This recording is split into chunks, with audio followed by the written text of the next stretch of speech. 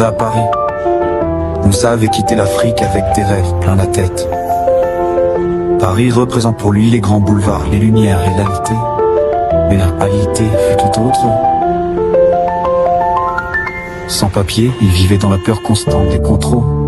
Un soir d'hiver, en sortant du métro, il rencontra Amina. Elle vivait à Paris depuis plus longtemps.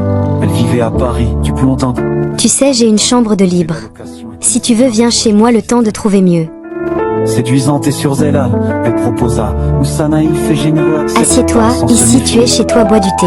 Et Amina avait tout prévu. Elle profitait de lui, empruntait de l'argent qu'elle ne rendait pas, le millier. Sortait souvent avec ses amis, et pour son argent qu'elle lui soutrait en manucure, en maquillage et shopping. Pour l'instant, Moussa rentrait épuisé du travail, préparait les repas, faisait le ménage. Il pensait qu'elle changerait. Elle lui promettait le mariage.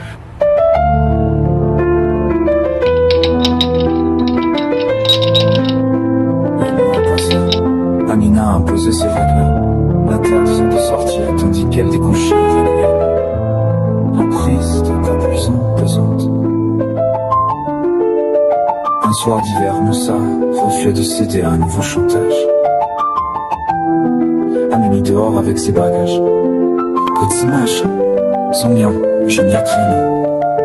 Tu crois que je vais t'épouser si tu n'es même pas capable de me faire vivre? Tu dégages maintenant. Réfugié dans un petit bar, rencontra par hasard un compatriote à lui. En se confiant à cet homme, Moussa trouva de l'aide pour la première fois et se sentit soutenu. Il reprit confiance en lui. Quelques mois plus tard, il rencontra mon une frère. jeune femme travaillant dans une banque. Douce et sérieuse, elle crut en lui et l'encouragea à suivre une formation. Leur relation devint solide.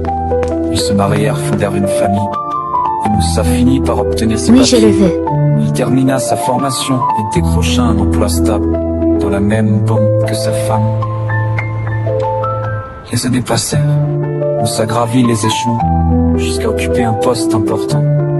Il avait désormais tout ce dont il avait rêvé. Une vie digne, un travail, une famille aimante.